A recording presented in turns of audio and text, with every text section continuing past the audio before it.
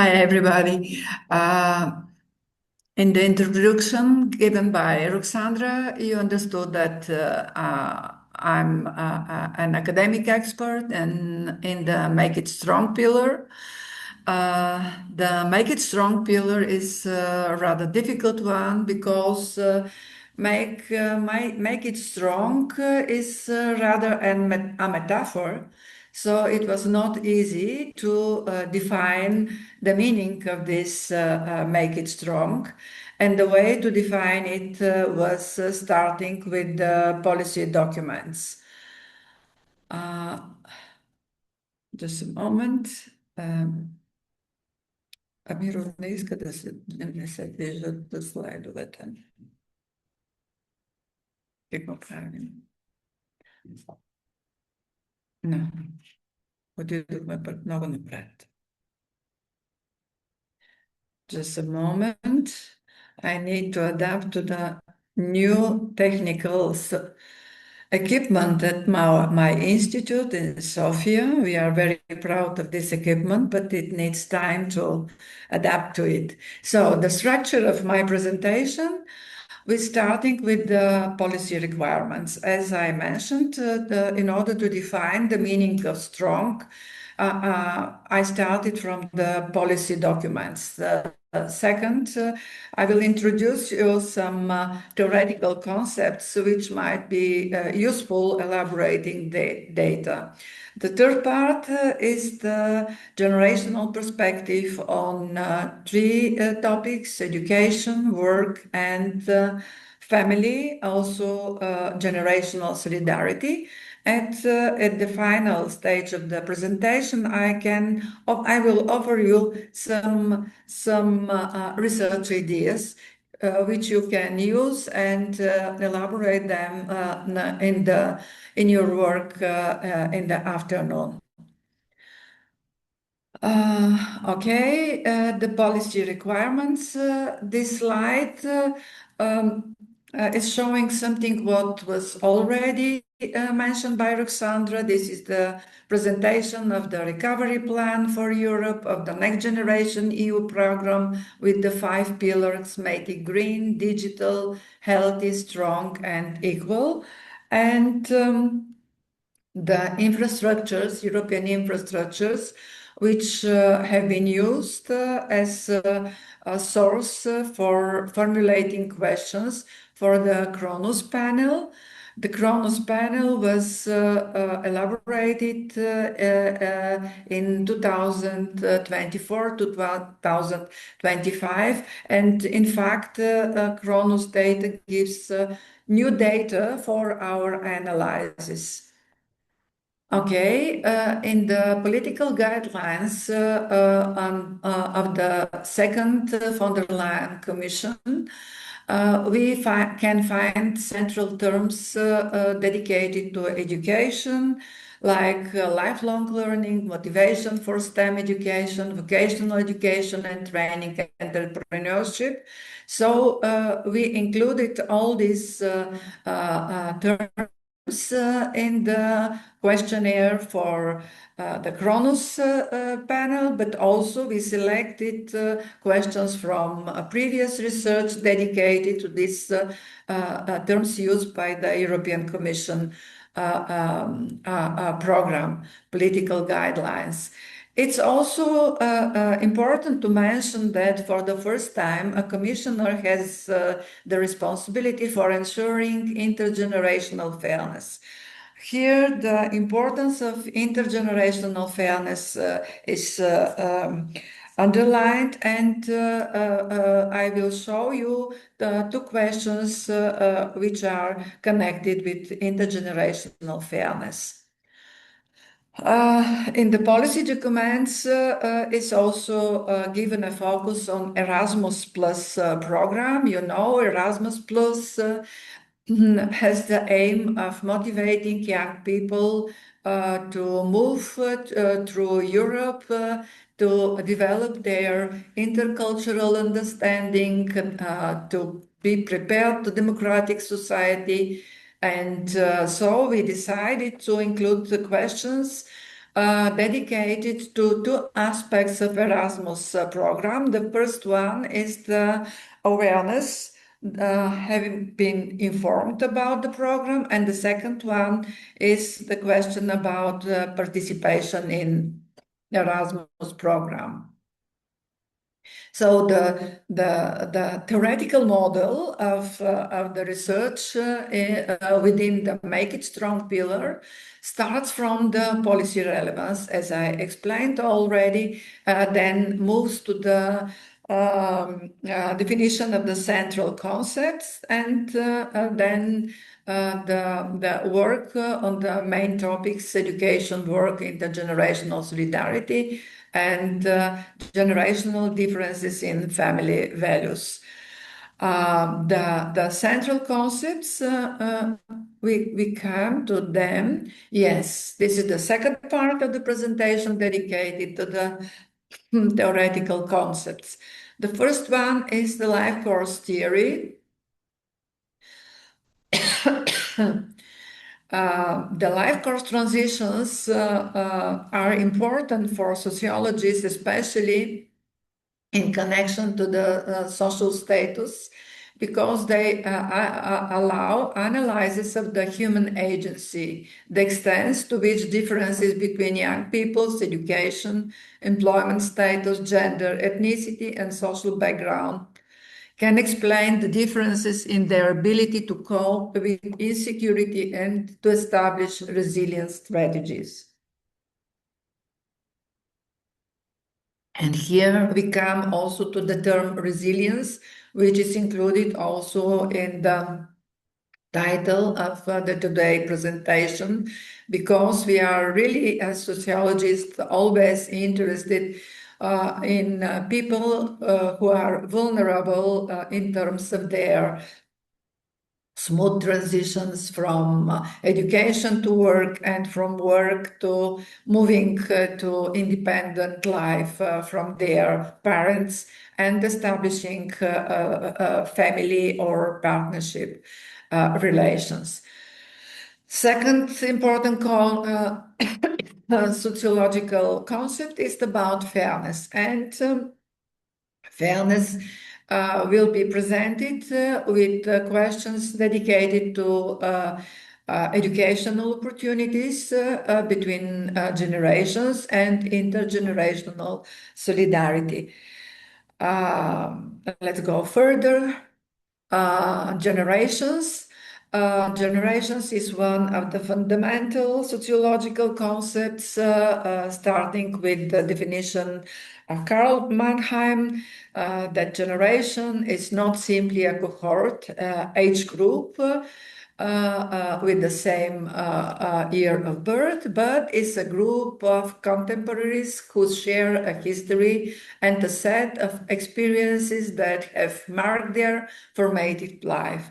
And it's also especially important that the generations have all the same opportunities, but also meet the same risks in the society to make the transitions.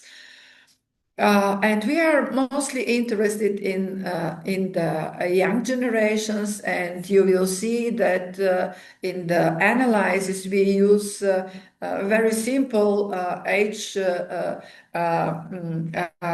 groups below 35 and above 35, because actually in the focus of Make It Strong is exactly the young generation and their successful, more or less successful transitions to work.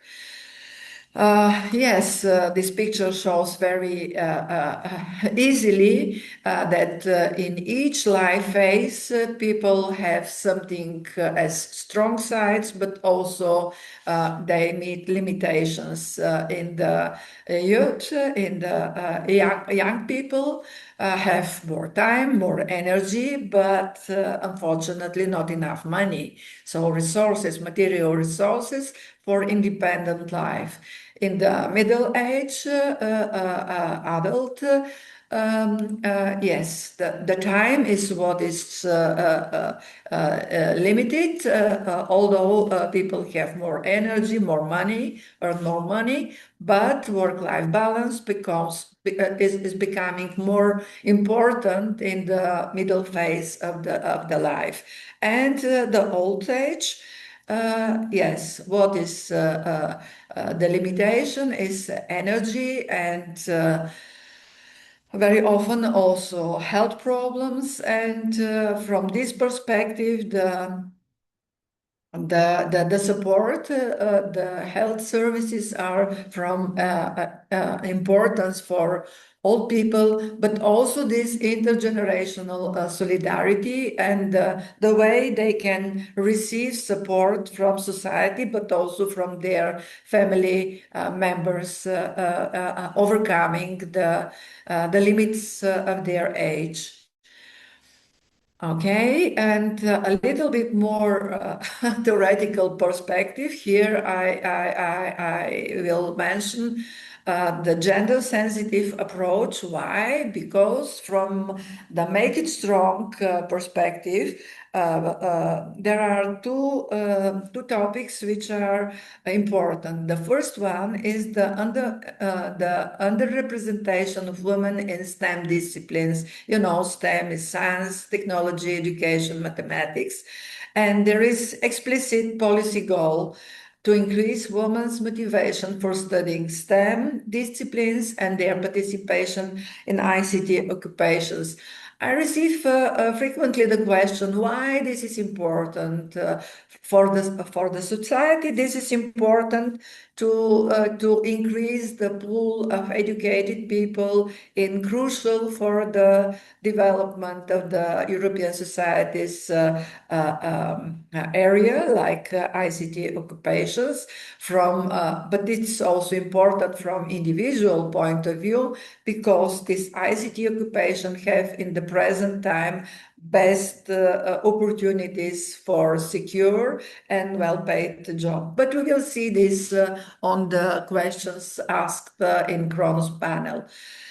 The second way in which women are vulnerable with relevance to the school-to-work transitions is returning after maternity leave, and especially the intersection between gender and low education as making them more vulnerable. So I will show also questions dedicated to this vulnerability. And the last concept which I wish to present you is the social investment perspective. And here are mentioned different authors. And the main focus of this concept is the necessity to invest in, mobilize, and renew human capital and human capabilities along the entire life course in order to address social risks. And here the core idea, to prepare rather than repair, that is to equip individuals ex ante with the skills and education needed to cope with risks over the life course, rather than to merely compensate for the incidences of such risks ex post. And another point on social investment, the three functions defined by Anton Hemmerich. The first one is exactly enhancing the quality of education and training to build and maintain the stock of human capital in European societies. The second one, facilitating labor market and life course transitions, and here the sustaining work-life balance, which I mentioned already. And the third one is providing income protection and economic stabilization through inclusion buffers. I will leave this third function to the Make It Equal pillar.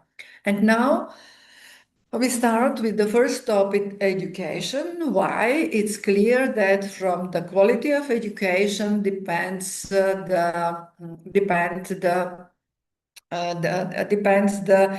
the opportunity of every individual to experience vertical social mobility, to avoid risks and to have a more successful life.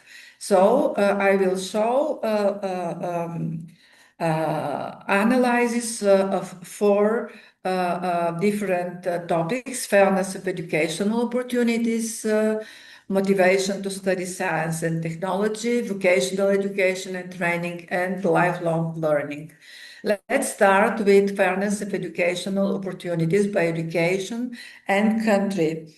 This question is taken from the European Social Survey, Wave 9, and here what we can see are different levels of education. The blue column is the lowest level of education, and the gray points are the higher education. Green columns, secondary education. It's clearly shown here that we have higher educated individuals evaluate the fairness of educational opportunities higher compared to lower educated.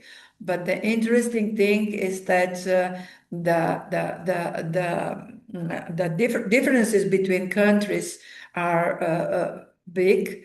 Let's see, for example, my country. I'm ashamed to show you this negative example, but this is what data shows, that in Bulgaria, the average score of low educated of the fairness is something above 3.5.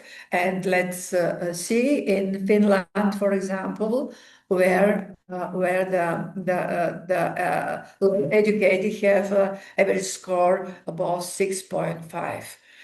So this is the first slide. The second one is giving again the same data set, ESS 2018, fairness of educational opportunities on the vertical and of the received pay on the horizontal x. And what we can see is that all transition countries are placed below the average for Europe.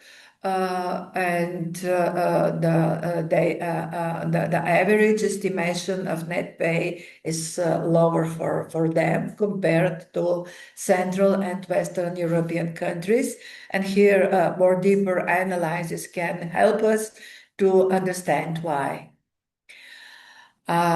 Here, this slide is performed on the Kronos data. As I mentioned, Kronos panel includes gives us more recent data. This is from the wave 1, performed in 2024. And what we can see is in Kronos, a panel are included 11 countries. This is the difference with the ESS data. You can see here 11 countries, and we can see the difference between the fairness perceptions under 35 in green and 35 plus in blue. And what we can see here is that older generations have higher perception of fairness of education compared to younger generations. This is a little bit negative result, which requires really a policy focus, because we see this result in most of the countries included in the research, excluding Czechia and Finland, where we have the same perceptions among the age groups.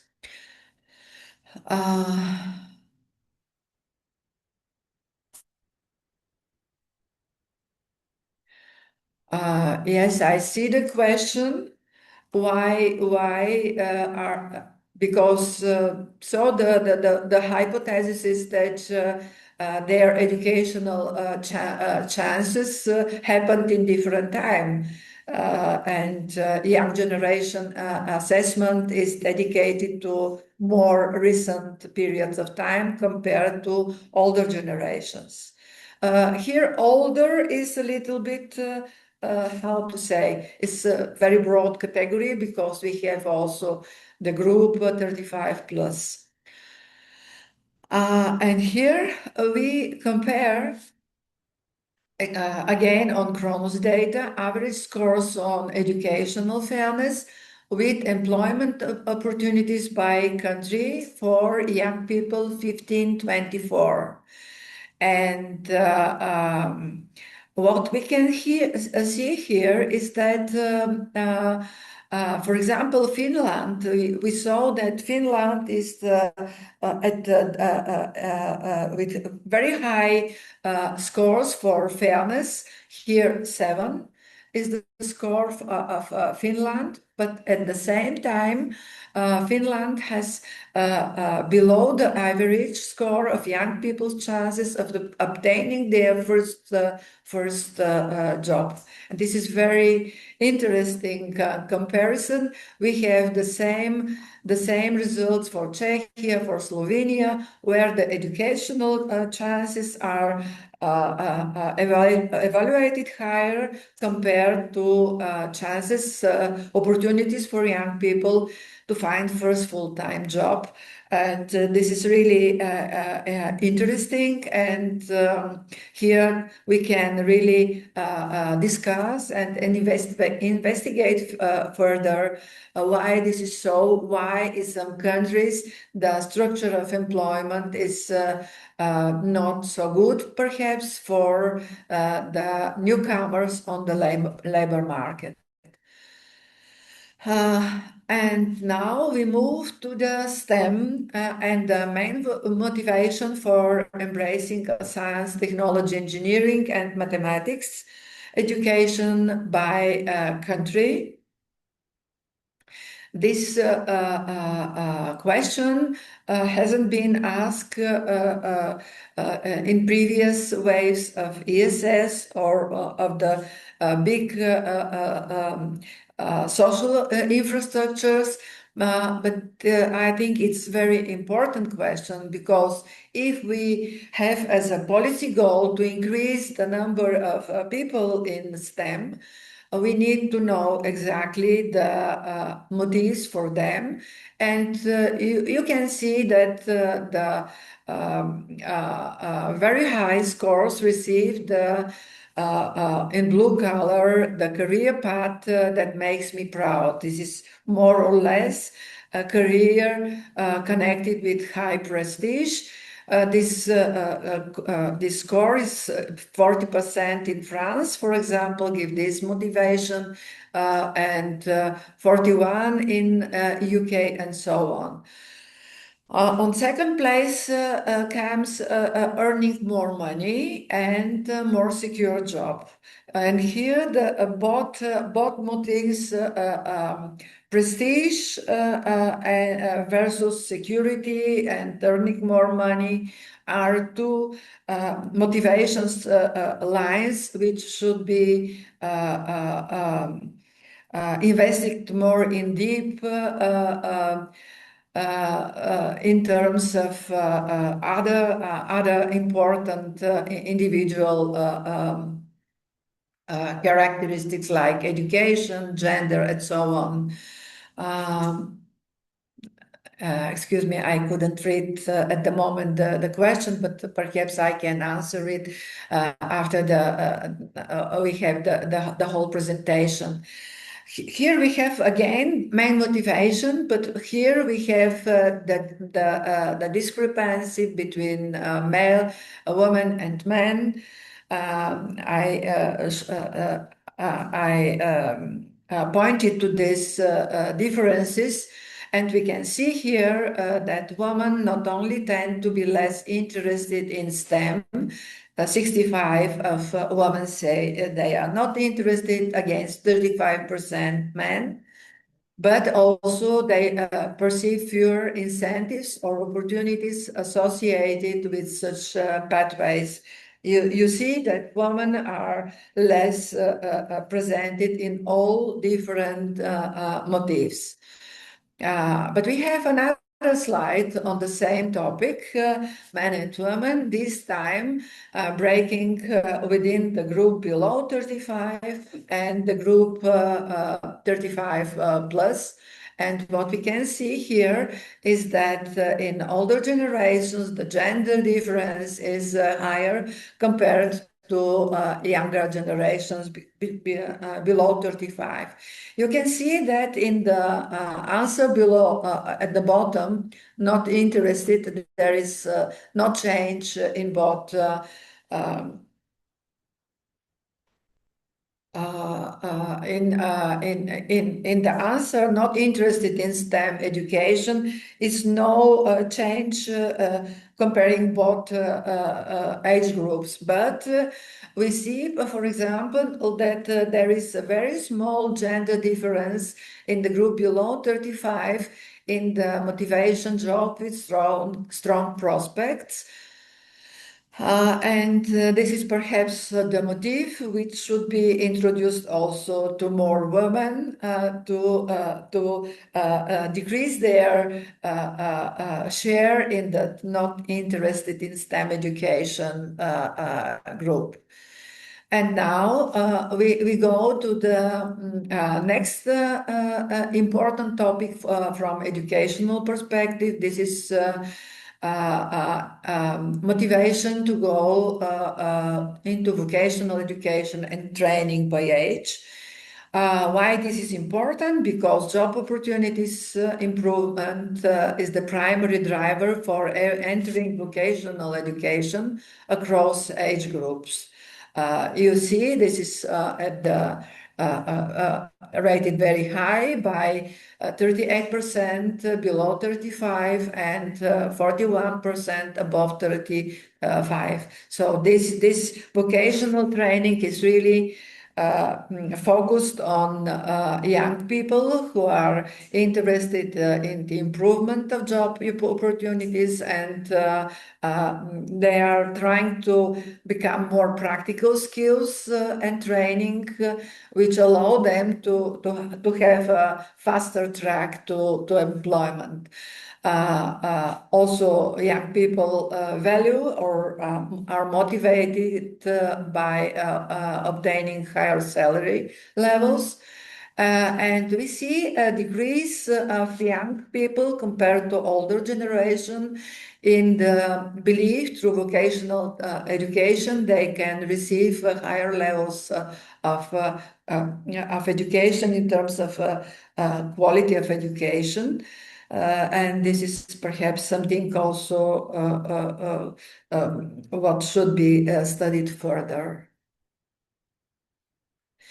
The other question is lifelong learning. We didn't repeat this question in the Cronus panel because this question of lifelong learning is part of the core questions asked on each wave in ESS. Lifelong learning for improving knowledge or skills for work by education is very important, really, for having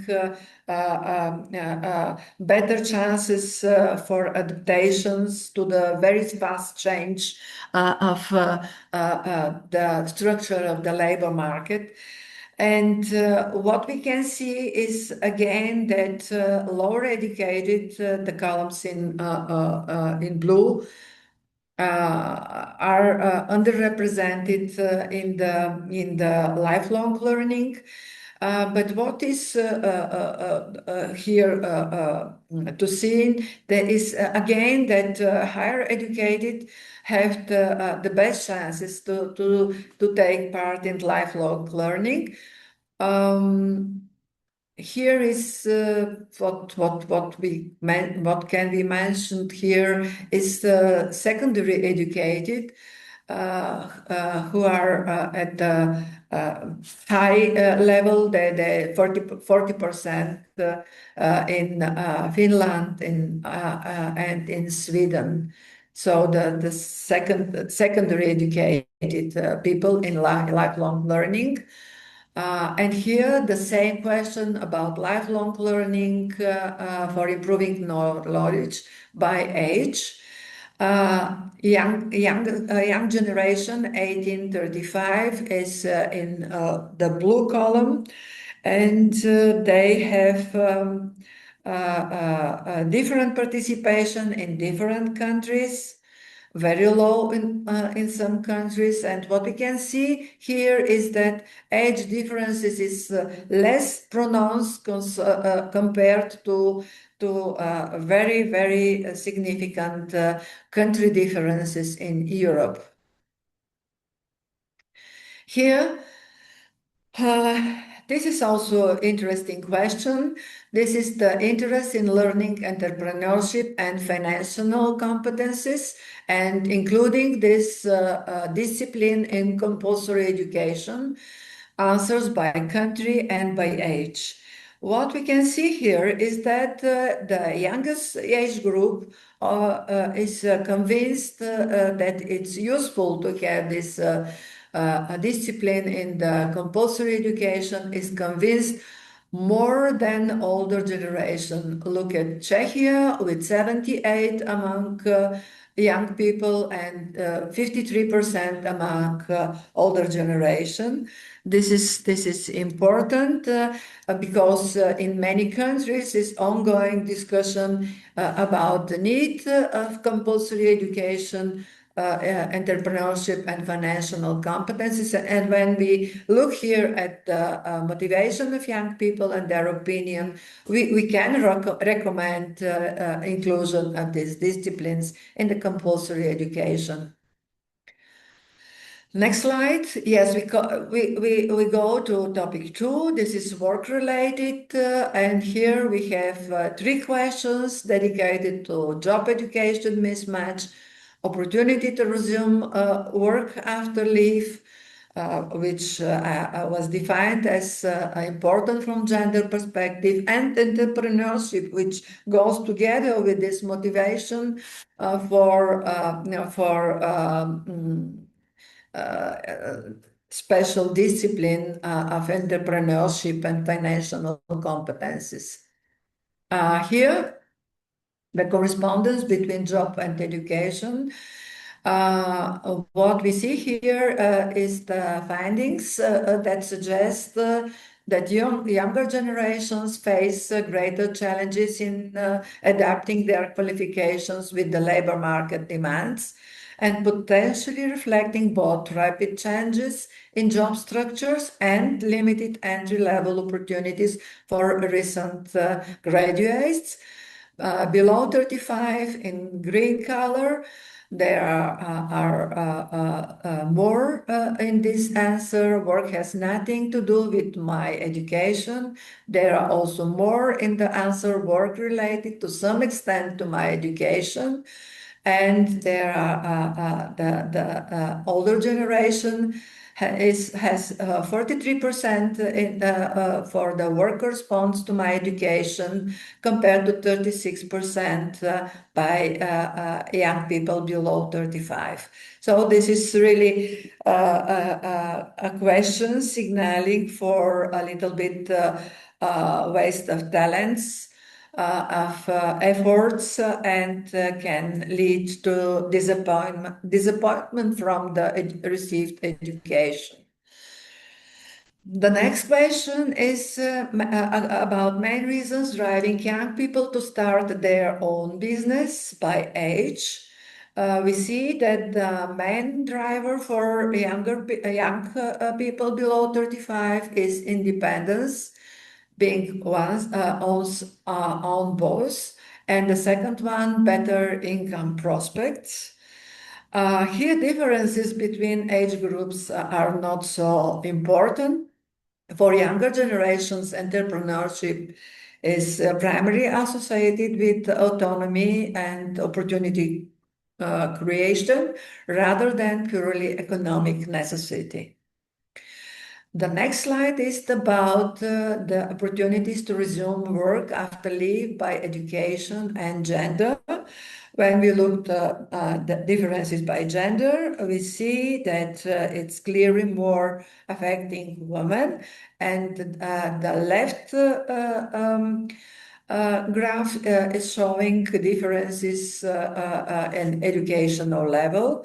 And this is really the reason that I spoke about intersectionality between a woman and lower education. You see that the opportunities for to resume work after maternity leave 90% by higher educated say yes, we have. Then secondary educated 81 and low educated 54%. So this is also a topic which I can recommend for national specific investigation and looking at the situation in specific countries. This question is asked in Gender and Generation program around 2021-2023. And now the third topic, family life and generational solidarity. Here, the first question is about importance of family life. The importance of family in life remains high. Respondents under 35 and those age 35 and above rated as essential or very important in their life. Similarly, there is only small proportion consider marriage outdated. Younger generation, of course, is more represented in this higher share of people considering marriage outdated. The more important slide is this one because the slide is focused on the values across generations. The meaning is that priorities are shifting. Younger adults increasingly view marriage as a partnership grounded in equality, mutual respect, and primarily traditionally, rather than as this primarily traditional family-oriented institution. But look at the importance, the biggest discrepancy between the both age groups is in sharing household chores, 74% among young generation. Underline this this value against 61% of older generation, and children, 33% by younger generation compared to 54% by older generation. Having in mind that aging of population is a major challenge, this importance of having children is really something what deserves a more deeper investigation and perhaps also more better developed services which can help families and parents to raise their children. And yes, it's a big difference in personal time for friends and hobbies between both age groups, and here the work-life family policies come in question. And here the two questions on intergenerational solidarity. The question is, these questions are from a gender and generation survey. The first one is the statement parents ought to provide financial help for their adult children when the children are having financial difficulties by country. Agree is in lila color, disagree in green. We see that there are relative high country differences. In Moldova is the highest share of positive answer given by 87% that parents ought to provide financial help for their adult children, compared to only 30 to 30% in Finland and Netherlands, giving the same positive answer. A little bit surprising is in the middle, Austria and Germany, giving the same answer. And here the further analysis should go in two directions: the normative level of accepting this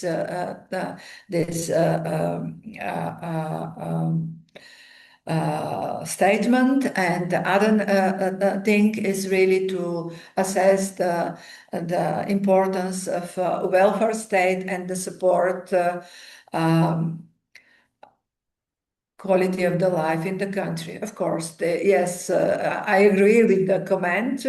It depends of the quality of life, but also on the services provided, but by the welfare state for this transition from education to work, and support with house facilities and yes.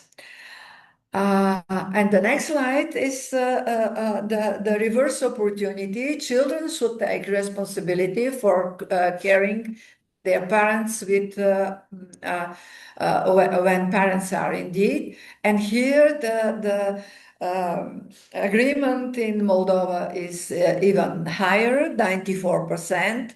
And the percent of agreement with Netherlands in Finland is also increased, 40% in Netherlands and 55% in Finland. Let's compare with the 32% in both countries, Netherlands and Finland.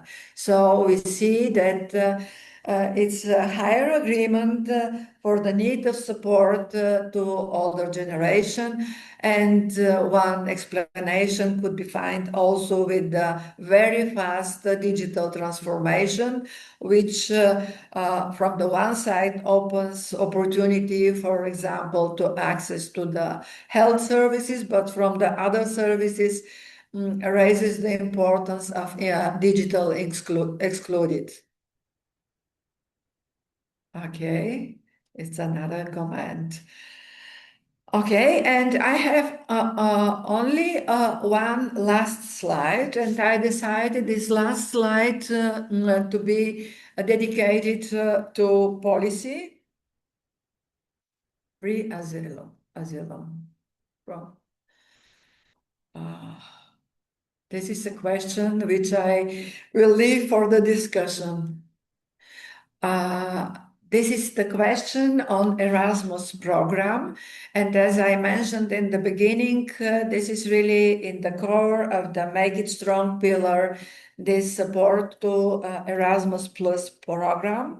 And we have here two questions. The first one,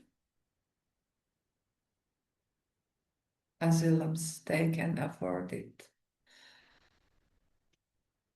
Okay. Erasmus program, the first question is about awareness on Erasmus program, and we see that in all countries the share of people who are informed are above 50, very high shares in above 80 in Slovenia, Belgium, France, and Portugal, and low levels in UK. But the good news is that UK is returning to Erasmus program after leaving after Brexit. So I believe when we ask in 2027, the share of people knowing about Erasmus in UK will be higher. but the other slide on the same Erasmus program, this time asking about participation, is not so positive in the message because it continues to resonate most strongly with younger generation on the one side, but difference between below and above 35 5 percent points is not so important. Here, the most important thing is that the low percent of the respondents with the answer, I have participated in it. So we have this paradox of majority of respondents knowing about the program and really few with own experience of participation in Erasmus program. So, and I was asked to formulate some research ideas and to sum up the analysis which I offered to you, and I will repeat the conclusion that educational differences in the fairness perceptions of the educational opportunities are higher compared to age differences. This is important, thinking on the low educated people, not only about fairness of opportunities, but thinking also on the participation in lifelong learning. This is something what should be investigated and focused through policy measures. The secondary education holders expressed the opinion for unfairly low wages more than low educated people in some countries, and people in transition Eastern European countries evaluate their pay as extremely low in comparative perspective.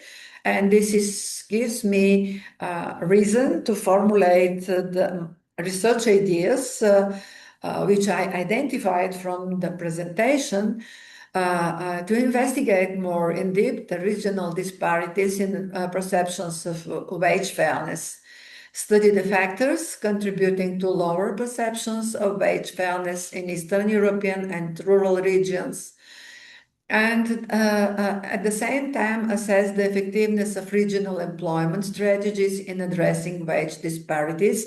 This could be assessed more successful on a national level. This first idea could be elaborated on the base of ESS data, and one merit of the infrastructure is that they offer individual data, but you can combine the individual data with statistical data on policy level in your analysis. The second idea is about the role of lifelong learning in career development, and you can explore the factors driving higher participation in lifelong learning among young adults in most European countries and the exceptions in some countries. Investigate the impact of lifelong learning on career progression and job security across different age groups. Further idea is this awareness and participation paradox, which I introduced you in the last slide dedicated to Erasmus Plus. And the research question could be formulated like, why does high awareness translate into low participation? And investigate potential factors like financial barriers, social capital, institutional mediation. How institutions dedicated to operate on national level are working with the program and trying to introduce the Erasmus program to more vulnerable groups like students in more segregated, low achieving schools. Okay, and The last idea is to analyze the gender gap in STEM. This is very important from my perspective because I'm really involved in this gender studies and investigate the motivation asymmetry model following the research question, why do women report lower motivation across all STEM drivers, not just one? The empirical angle could be connected with perceived ability to work in these disciplines, to expected returns, to social belonging. And this was, no, okay, no. The last idea is about disparities in returning to work after parental leave.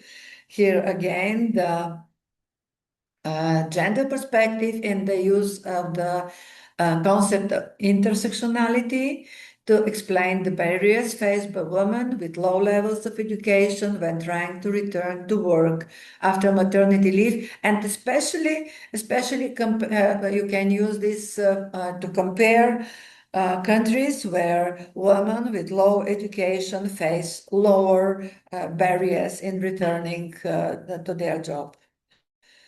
So with this, I express my wish to that you enjoy the workshop and to use the data from this social science infrastructures and to make what you wish with the data selected in the Make It Strong pillar. Thank you.